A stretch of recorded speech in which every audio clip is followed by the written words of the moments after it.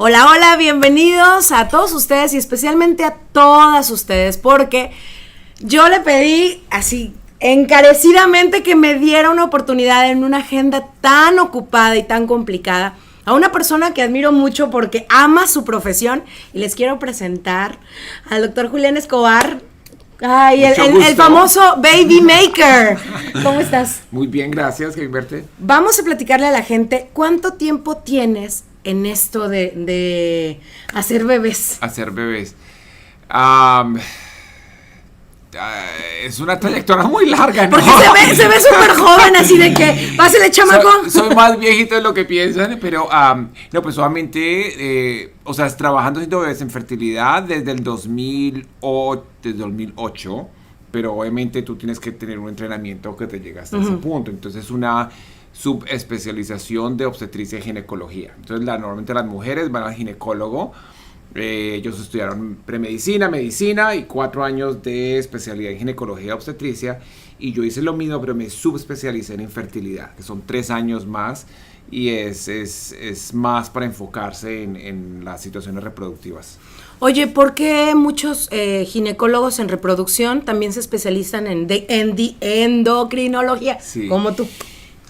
Bueno. ¿Qué tiene que ver eso de la tiroides y las células? Ya te entiendo. ¿O estoy combinando algo que no va? Más o menos, pero normal es, tú tienes los ginecólogos que saben un poquitico de endocrinología, pero muchos dicen que se especializan en fertilidad, pero en realidad es como se comunican ellos sobre infertilidad, pero no tienen una especialización. Después están los endocrinólogos, que es una subespecialización de medicina general. Entonces son médicos que estudiaron medicina interna y después se subespecializaron en endocrinología. Entonces, perdón, ¿no tiene nada que ver la tiroides con el embarazo y la reproducción asistida? Sí tiene que ver. Entonces, en realidad el título mío es Medicina Reproductiva, Reproductive Endocrinology and Infertility, y infertilidad, endocrinología e infertilidad. Entonces, es el mismo nombre. Ya saben más o menos por dónde vamos. Es el mismo nombre de endocrinología, pero aunque yo sé un poco de diabetes y sé un poco de la tiroides y un poco de varias hormonas, las hormonas en que yo más me enfoco son las hormonas reproductivas. ¿Okay? Y obviamente las otras hormonas también van a afectar el sistema reproductivo, entonces hay una combinación. Entonces yo manejo cosas sencillas como la diabetes sencilla o tiroides sencilla, pero si es algo mucho más complicado, mandaría a la paciente a una endocrinóloga. Okay. No sé. Oye, bueno, sí, yo te quiero, ¿en qué momento, vámonos a lo básico? ¿En qué momento nosotros debemos encender un foco amarillo? Porque desde la primera vez que vine contigo a consulta, me encantó cómo me lo explicaste.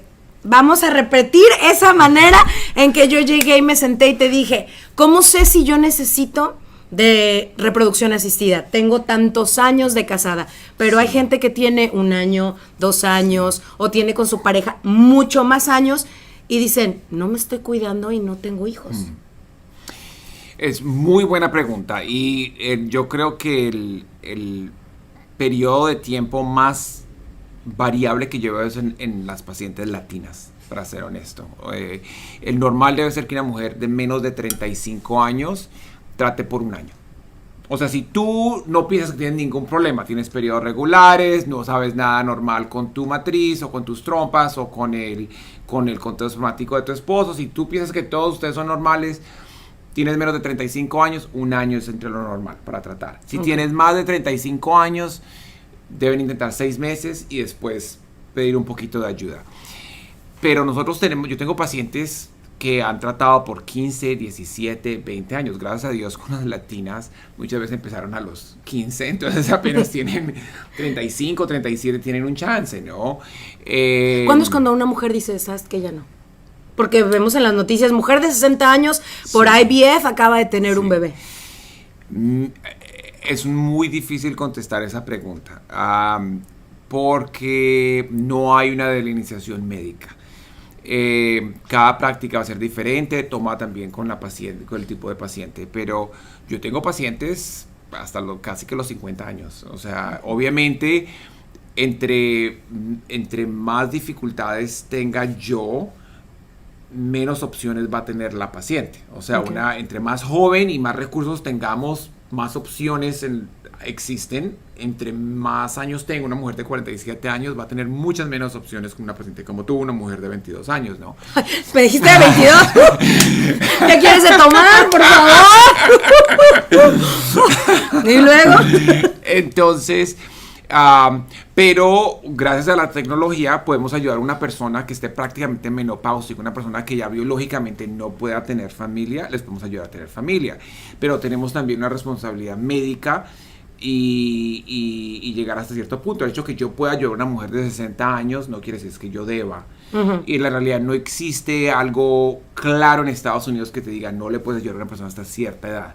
Está un poquito ahí en el limbo, ¿no? Pero yo creo que antes de los 45 mucha gente está dispuesta, entre los 45 y los 50 ciertas personas están Estás dispuestas. en la tablita, podemos llamar. Pero se puede, ¿me entiendes? O sea, ahí tenemos métodos que después te los puedo comentar cómo puede una persona que ya no tenga óvulos o no tenga óvulos de calidad suficiente para producir un bebé, cómo puedan tener familia. Vamos a regresar un poco a la pregunta anterior, donde los focos, estábamos diciendo, si tienes más de 35 años, date un año para intentar tener hijos de manera natural. Si no, empieza a checarte. O si tienes 6 meses, después de los 35, tienes 6 meses para que lo revises, y conforme pasa el tiempo, obviamente la mujer va afectando. Ahorita platicamos de eso. ¿Cómo es revisar? Ya tengo mis 6 meses, ya tengo mi año y no salgo embarazada. ¿Qué sigue? Entonces, mira, te explico. La razón del año es porque en una pareja saludable el 85% quedan embarazadas en un año. Entonces, si tú estás en más de un año, estás en ese 15%. Lo que quiere decir es que vale la pena hacer una evaluación que es bien sencilla para asegurarnos que no haya algo grande anormal. Si hay algo grande anormal, no deberían perder más tiempo. Si no hay nada, tienen la opción de seguir tratando o de considerar ciertos tratamientos que los hacen más fértiles de lo normal. Una mujer de más de 35 años, aunque tenga un chance de embarazo más bajo que una mujer de 25, no debe tratar más de 6 meses porque cada cierta cantidad de meses, cada medio año, por ejemplo, le cambian los chances de embarazo. Entonces, la oportunidad se hace más y más pequeñas. Entonces, hay un problema, tú lo quieres agarrar lo más temprano posible. Entonces, si tú tienes 35 años y tratas por medio año, el hecho de que tú tengas una evaluación a los ¿Qué evaluaciones haces? ¿Qué requieren? Porque hay muchas veces que muchas mujeres desafortunadamente van con un médico que no es el adecuado y el típico doctor de yo te garantizo que te vas a embarazar, porque te embarazas. No importa los 20, 30 intentos, y tú así de sí, espérame, pero es demasiado desgastante. O sea, vamos a intentarlo y esperemos que en los primeros intentos se logre lo que se quiere. Entonces, ¿qué es lo que se debe hacer? ¿O dónde debemos de fijar nuestra atención? Si van bien, o me regreso, o cambio de médico. Claro, entonces, lo primero lo que dijimos es aceptar de que no has concebido sin haber impedido el embarazo por cierta cantidad de meses o un año, y después es buscar, decir qué pasa y evaluar a la persona, eso es el historial médico, pero la evaluación en sí concreta son solo 4 cositas, es súper fácil. O sea, yo la hago en 2 semanas, tenemos todo hecho. Son partes reproductivas femeninas, son los ovarios, las trompas y el útero. O sea, la matriz. No más, son 3 cosas que tenemos que evaluar. Y para los hombres es el conteo espermático. Entonces, no más. Está bien fácil para los hombres. No, sí, no puedo hacer un paréntesis. No porque el hombre tenga hijos probablemente en su anterior matrimonio, o si quieres volver a tener hijos y ya no se pudo, sea culpa de la mujer.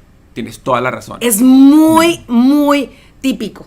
El 45 al 50% de nuestros pacientes hay algún problema con el hombre. No quiere decir que sea el único problema, pero el hombre contribuye entre el 40 al 50%. Y los hombres contribuyen el 100% de las veces para tener un bebé. O sea, tienen que ser parte de todo. La evaluación del hombre es la más fácil, la que no duele.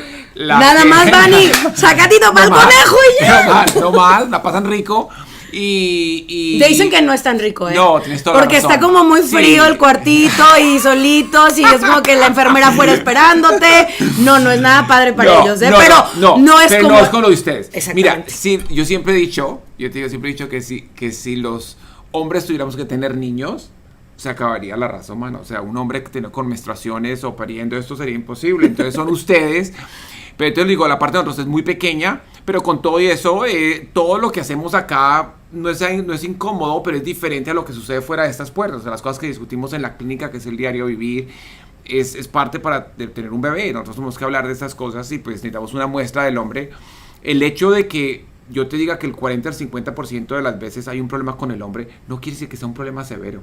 Mentira, la mayoría de los problemas son chiquiticos. Las tecnologías que tenemos, si hay alguien que beneficie es al hombre. Nosotros podemos tener casos severos de los hombres y con la tecnología lo sobrepasamos sin ningún problema. Lo mismo no es cierto para las mujeres. Yo conozco un caso de alguien, y ahora sí, la prima de una amiga, pero no es conmigo. Es donde el esposo se hizo la vasectomía. Y aún así pudo hacer el IVF. Sí. O sea, porque le cortan, le extraen y tan. Entonces, sí, si tú tienes una persona con una vasectomía, puedes hacer dos cosas: reversarle la vasectomía o extraer con una agujita espermatozoides y hacer el in vitro. Entonces, obviamente varía con muchos casos. Entre más años tenga la mujer, menos vas a querer perder tiempo reversando una mastectomía sin saber si te va a funcionar, esperándose un año si funcionó y después ver si la persona queda embarazada. Pero si, digamos, tú tienes una mujer de 25 años y se casa con un señor que tiene una vasectomía, pues ya tiene tiempo para votar, ¿me entiendes? Pero si tú tienes 40 años y tu esposo tiene una vasectomía, no me parece que sea el caso indicado para considerar eso necesariamente. Sobre todo si para hacer eso necesitamos saber que las trompas las tenga abiertas. Y entonces hay varias cosas que debe considerar. Lo mismo si la mujer se ha ligado a las trompas, podemos ayudarla a concebir de dos formas. Una, el IVF, el in vitro, o reversándole las trompas, que es algo que nosotros también hacemos. Pero entonces, si vamos a reversarle a alguien las trompas, me tengo que asegurar que el hombre tenga un conteo espermático normal. Si no, o si no, ¿cómo va a quedar? ¿Me entiendes? Sí, como que una cosa me funciona, pero el otro no. Oye, también, vámonos a algo tan importante que probablemente muchas mujeres no saben, pero cuando nosotros nacemos tenemos un número de huevos que se le llama la reserva ovárica. Corrígeme si estoy mal. Perfecta. Entonces, nosotras, cada que llega nuestro periodo y vamos a llegar en el tiempo donde andamos sensible y queriendo comer de todo, que bueno, parece que yo ando todo el mes así en mi regla, pero nosotros arrojamos un óvulo y es donde, ¡charán!, se hace la magia, llega el esperma y empieza, ¿no? Sí. ¿Qué pasa si nuestro óvulo, nuestra reserva ovárica, o en qué momento cambia? Platícame más de ese tema tan importante que viene a ser todo, casi que todo en este rollo. Mira, como decíamos antes, aunque el hombre tenga un problema muy severo, o sea, con ser espermatozoides porque se ha ligado el VAS y se hizo la vasectomía, podemos ayudarles a tener bebé. Para la mujer es mucho más difícil porque la edad de ella va a correlacionar directamente con la edad de sus óvulos. Entonces hay un tiempo finito en que la persona pueda quedar embarazada. Entonces lo que pasa es que tú produjiste todos tus óvulos en la mayor cantidad cuando tenías 20 semanas de estar en la barriga de tu mamá. Wow. Y tenías más o menos 4 millones de óvulos. Cuando naciste... ¿Eso es lo que más o menos las mujeres tenemos? ¿4 millones? Cuando tenías 20 semanas de gestación. Y haber nacido, tenías más o menos 1 millón. Ya has perdido 3 millones. Y cuando tuviste tu primera regla, cuando tú pudiste saber que era embarazada por primera vez, te queda más o menos 400,000.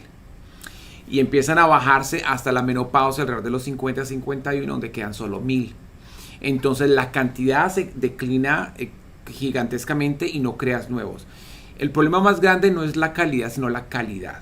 Y entonces lo que pasa es... Ya ven, yo pensé que era la cantidad de córrele porque se están acabando. No, lo más importante es la calidad, porque la cantidad la podemos medir, la calidad no.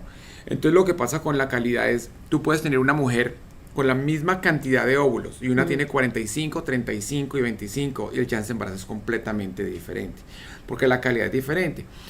Para tener un bebé normal, tú tienes que donar la mitad de Ana. Entonces, Ana es Karen. Es que siempre me dice Ana, porque yo soy Ana Karenina, entonces él se acostumbra a llamarme Ana. Karen la coqueta. Síguele. No se equivocó, por eso siempre me dice Ana. Los estudios así dicen. Qué pena. No. Tú eres mitad tu papá y tú mitad tu mamá. Uh-huh. Entonces, para tú crear un bebé, tú necesitas donar un set de cromosomas tuyo. Entonces, tus células, tus óvulos, todavía tienen 2 sets de cromosomas, de tu papá y de tu mamá. Entonces necesitas partir eso en 2. Y le estás pidiendo una célula a los 25 años, una célula de 25 años que perfectamente divide el ADN, y a los 35 y 45 es mucho más. Entonces errores van a ocurrir. Y si tú donas un poquito más para acá y un poquito menos para acá, vas a crear un óvulo, un embrión anormal. Y si la normalidad es muy pequeña, puedes quedar embarazada y tener a un bebé con el síndrome de Down. Y si la normalidad es un poquitico más severa, puedes quedar embarazada y tener una pérdida. Y si es súper severa la normalidad, pues ni siquiera quedas embarazada. Entonces, el chance de quedar tú embarazada va a correlacionar más que todo con tu edad, porque eso va a reflejar la calidad de tus óvulos. Entonces, normalmente hasta los 30 años es perfecta. Entonces, por ejemplo, los chances de una mujer de quedar embarazada cada mes... A ver, vamos a hablar de edades, eso está interesante. Sí, a ver. Entre los 20 y los 30... es más o menos del 20 al 25% por mes. Entonces esas muchachas que quedan embarazadas como si nada... Es que nada más lo hice la primera vez y quedé embarazada. Típica. No fue la primera vez. Y dicho por un experto, no fue la primera vez. Fue practicando. Pero es solo del 20 al 25%. Okay. Entonces, ¿qué pasa? Una mujer que se casa, nunca ha tenido relaciones, tiene relaciones, no espera quedar embarazada el primer mes, ¿me entiendes? Pero los primeros 2, 3, 4, 5 meses. Y claro, cuando ella cuenta la historia en 20 años, que embarazada ahí mismo, en mi luna de miel, ¿me entiendes? Eso es lo que pasa. Ya a los 35 años se baja al 12%. Y a los 40 años es del 5% por mes. Okay. De quedar embarazada. Ahora, el chance de una pérdida, si quedar embarazada la persona en los 20 es por ahí del 10%. Si quedas embarazada, el chance de perder el embarazo es del 10%. Si tú tienes 40 años, el chance de perder ese embarazo ya es del 30%.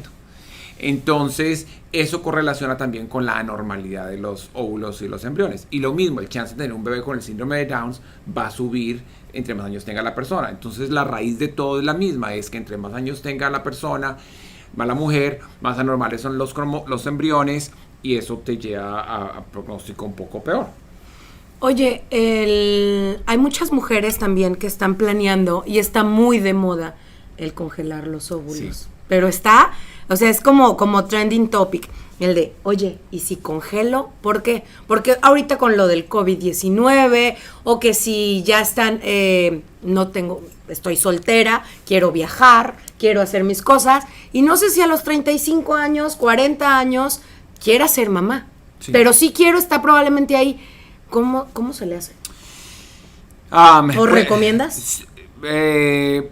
Sí, ¿me entiendes? Depende de la situación. Porque no, nada en la medicina se aplica para todo el mundo, ¿me entiendes? Okay. Y ahí es un proceso y un costo y un esfuerzo para una mujer hacer eso. Para un hombre congelar espermatozoides es muy fácil. Para una mujer es un tratamiento de un mes, ¿no? Que es casi como un ciclo de in vitro. Pero yo creo que, como hemos visto, como hablado antes un poco, muchas pacientes que yo veo han tratado de empezar a quedar embarazadas a los 16, 20 años, ¿no? Sobre todo gente de Latinoamérica o de pueblitos chiquitos. Entre más tú vienes a esas ciudades, más las mujeres quieren trabajar, quieren educarse, no quieren estar dependiendo de un esposo. Entonces se van a enfocar en su vida y su carrera en los 20, hasta entre los 30. Uh-huh. Y después, cuando tú ya estás lista, no necesariamente vas a tener al príncipe azul esperándote, ¿no? No, y aparte también no sabes si son las mejores condiciones para tu bebé, ya hablando médicamente. Claro, entonces lo que fue la tecnología, lo que ya le puede, por los pasados 3 años, 4 años, le ofrece a las mujeres es poder congelar sus óvulos. Entonces puedes decir tú... ¿Cuánto pueden durar congelados? De por vida. Okay. Hasta donde sabemos. Es una tecnología nueva, o sea, nadie los ha tenido congelados por 40 años, pero en teoría los puedes dejar congelados por mucho tiempo. Entonces, ¿qué pasa? Tú podrías llegar, en la forma ideal, tienes 25, 30 años, 32 años, congelas tus óvulos y si los necesitas en un futuro, los congelaste en la mejor época. La realidad no es esa. La realidad es que las mujeres de esa edad, si no están casadas, no están pensando en quedar embarazadas ni en congelarlos. Y las que lo están pensando un poquito, de pronto no tienen la energía o el dinero para hacerlo. Entonces la realidad es que la mayoría de la gente que piensa en congelar sus óvulos ya están 35, no, tienen sus 35, sus 40 años. Entonces todo es un balance y también la falta de información. Muchas veces cuando ya caen en cuenta ya pues no es el tiempo ideal, pero es mejor ahora que en 3 años, ¿no? Entonces si idealmente tú los congelas a los 30 años, tú quedas, mejor dicho, como tu fertilidad queda congelada. Entonces, tus chances de tener un bebé a los 35 o a los 40 o a los 45 son los mismos de una mujer de 30 años. Oye, pero el otro día platicando precisamente esto de la congelación, estábamos viendo de que no es todo, porque los congelas, pero ¿qué pasa con los espermatozoides? Por decir, tienes a tu esposo, así lo estábamos platicando. Yo estoy casada, yo quiero congelar mis embriones porque ahorita no quiero tener bebé por la situación que estamos viviendo en el mundo. Yo quiero congelar mis embriones. Pero mis óvulos, pero después ya quiero que llegue la magia, que es un in vitro, van a congelar el espermatozoide y me van a hacer un embrión. Pero sorpresa, estuve guardando mis óvulos por tanto tiempo y al final no resultó ningún embrión. O sea, ¿es muy común eso o no? No es muy común, pero entre más años tenga la mujer y menos óvulos tengas guardados, más va a ser ese riesgo. O sea, entre más joven seas tú, lo más alto los chances de que esos óvulos te produzcan un bebé. Por ejemplo, si tú tienes menos de 30 años, 6 óvulos equivalen más o menos a un bebé. Si tú tienes, por ejemplo, 35, 36 años, 7 óvulos es como un bebé.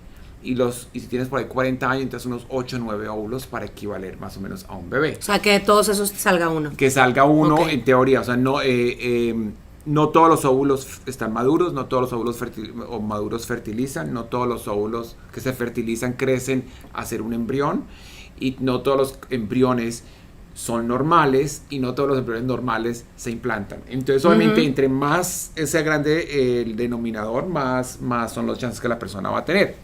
Entonces todo eso es parte de lo que yo me tengo que encargar de aconsejar a la paciente, de no solo hacer algo por hacerlo, pero entender muy bien cuáles son las oportunidades. Ahora, si tú estás casada y vas a estar segura que vas a seguir casada, entonces yo te digo, mira Karen, congela los embriones, porque ya tienes algo tangible congelado. Pero si tú eres una persona que no tienes un parejo estable, entonces yo te aconsejaría que congeles óvulos, porque así en un futuro tienes la oportunidad de decidir con qué espermatozoides quieres fertilizarlos, porque una vez tú los fertilizas... ¿Cuántos óvulos recomiendas? Porque la recolección de óvulos no es algo sencillo. Sí. Bueno, sí. No, tienes toda la razón, no es sencillo. O sea, digo, híjole, me salieron 4 óvulos. ¿Me recomendarías hacer otra recolección de óvulos? Sí. Le pensaste mucho, Julián. Oye, vamos a platicar. Sí, o sea, sí, porque casi que para cualquier persona 4 no es suficiente. ¿Me entiendes? O sea, un óvulo te puede dar un bebé. Tú puedes tener 20 óvulos y terminar sin bebé. Pero en el general, como decía yo antes, en una mujer joven, 6 es más o menos. Por ejemplo, tú eres una mujer de 45 años, quieres tener un bebé, necesitas una donante de óvulos, como estábamos hablando antes. Puedes conseguir óvulos que ya están congelados o no congelados. Entonces, ¿cuántos compro? Necesitas por lo menos 6. 6 óvulos congelados de una donante, o sea, de muy buena calidad, son equivalentes más o menos a un bebé. Obviamente al final es solo estadística, el milagro siempre tiene que ocurrir, ¿no? Pero entonces va a depender. Entonces sí, yo he tenido pacientes que producen 15 óvulos y hacen otro ciclo. ¿Por qué? Porque depende de la cantidad de niños que quieran tener y depende del sexo, porque también tenemos tecnologías que les ayudan a escoger el sexo del embrión. O sea, se puede analizar si los embriones son niños o niñas y si son normales o normales. Entonces, si quieren tener una niña, entonces necesitamos buscar de la proporción de embriones que hay, cuáles son normales y cuáles de ellos son niñas. Y entonces, entre más niñas quiera tener esa persona, más óvulos va a necesitar. Ok. Vamos a hablar ahora sí, también, ¿cómo ocurre eso? ¿Cuáles son me imagino, corrígeme si estoy mal, Las maneras de una reproducción asistida es inseminación in vitro. Inseminación in vitro. Inseminación e in vitro. O sea, que nosotros le llamamos en México la inseminación artificial y la inseminación in vitro. Sí. Entonces, nada más hay dos. Sí, salieron las trompas. ¿Se fijaron? Se las salieron las trompas. Ahí están. Okay. Entonces, mira, hay 3 formas en general de quedar embarazada. 3. O sea, el espermatozoide entra de 3 formas diferentes. Ok. La forma típica, acá está el... ¿Qué puedo decir acá? Sí, como es, sí, okay, claro. Listo. Entonces, está la vagina, entonces obviamente, teniendo relaciones, llega el espermatozoide de la vagina, entra al cuello cervical, entra al útero y llega hasta el final de la trompa. En la trompa la persona ovula, agarra el óvulo, ocurre la fertilización y el embrión se desarrolla por 5 días y entra a los 5 días al útero. Si hacemos una inseminación, lo que hacemos es introducir, cuando la persona tiene relaciones, más o menos de 200 millones de espermatozoides acá, o solo 2.000 llegan al útero. Por eso el hombre tiene que producir 200 millones, porque... Eso es lo que decíamos hace rato, lo del famoso conteo de espermatozoides, que si no tiene el número correcto, no se va a poder. O sea, 40 millones es el límite de lo bajo. ¿Por qué? Porque somos muy ineficientes los hombres y necesitamos 40 millones para... Escuchar, estás oyendo, inútil, o sea, literal. Ustedes producen uno de muy buena calidad, nosotros producimos 40 millones de no muy buena calidad. Okay. El caso es de que cuando hacemos una inseminación, ponemos más o menos 5 a 20 millones en el útero. Okay. Entonces estás comparando unos 2.000 versus 5 a 20 millones. Entonces va a introducir muchos más espermatozoides en el lugar correcto, el día correcto, y te va a incrementar el chance de un embarazo. Ahora, el in vitro es cuando no utilizamos las trompas. O sea, cuando tú haces la inseminación... Entonces, si tú tienes trompas malas o algo, ni te preocupes. Sí, o sea, si la persona tiene trompas dañadas o tiene un conteo de espermatozoides muy bajo, el in vitro es la única forma. Hoy en día hacemos in vitro por muchísimas otras razones, pero ya son casos no tan absolutos, ¿me entiendes? Entonces, con el in vitro lo que hacemos es, tú produces, por ejemplo, digamos, 10 óvulos al mes. Digamos, 5 de este ovario y 5 de este. Tu cerebro, cuando te llega la menstruación, escoge uno de esos 10 que ovule. Entonces, a las 2 semanas ovulas uno. Los otros 9 se mueren. Cuando hacemos el in vitro, podemos estimular o salvar de que se mueran los otros 9 óvulos. Entonces, en vez de producir uno, puedes producir 10. Entonces, lo que normalmente tomaría 10 meses en producir, lo hacemos de un jalón. Si la persona tiene una reserva ovárica muy buena, puede producir 20 de una. Si tiene una muy mala, puede producir 3 de una. Entonces, obviamente, depende de los que tenga la persona. Si se tiene 3, ¿sigues estimulando hasta el próximo? ¿O te lo tienes que sacar ahí en ese momento? En ese momento, y después puede hacer otro ciclo. Ok. Entonces los análisis que nosotros hacemos ováricos, que tú hablabas muy bien de la reserva ovárica, es sobre todo para ayudarle a determinar a la persona qué puede esperar de un ciclo in vitro. ¿Será que necesito 2 ciclos para salir con un bebé? ¿Será que de un ciclo puedo sacar 2 niños? ¿O será que necesito que de un ciclo puedo sacar 4? ¿Me entiendes? Todo depende de todo ese análisis. Cuando hacemos el in vitro, entonces los ovarios crecen así grandes, llenos de óvulos que están justo al lado de la pared vaginal. Entonces, con una aguja a través de la pared acá podemos entrar y aspirar los óvulos. Entonces los aspiramos, los sacamos y terminamos con los óvulos acá. Y después agarramos un espermatozoide y lo inyectamos dentro. Uno y uno. Uno y uno. Wow. Entonces eso se llama ICSI o Intracytoplasmic Sperm Injection, que es inyección espermática en el citoplasma del óvulo. Entonces ayudamos al espermatozoide. Sobre todo si el hombre tiene problemas en el conteo, puede tener dificultad el espermatozoide de hacer eso. Entonces le ayudamos a fertilizarlo. Y se deja que ese embrión se desarrolle por 5 días y después introducimos el embrión a través del cuello cervical a la matriz. O sea, el normal es que aquí entra a los 5 días, en el in vitro entra por acá a los 5 días. Ok. Oye, sí, recomiendas a toda la gente que se vaya a hacer un in vitro que su transfer sea de 5 días. Porque hay mucha gente que es en el momento y vámonos. Sí, sobre todo en el pasado se hacían más de 3 días, ¿ok? Y yo no sé todas las situaciones de todas las clínicas y todos los pacientes, pero... ¿Tú recomiendas? Pero para nosotros hacemos a 5 días, ¿por qué? A los 3 días el embrión tiene 8 células. A los 5 días tiene 150 células y 2 tipos de células que van a formar el bebé y la placenta. La energía que un embrión gasta entre el día 3 al día 5 de crecimiento es más que cualquier otra célula del cuerpo en tu vida, más que una célula del corazón cardíaca.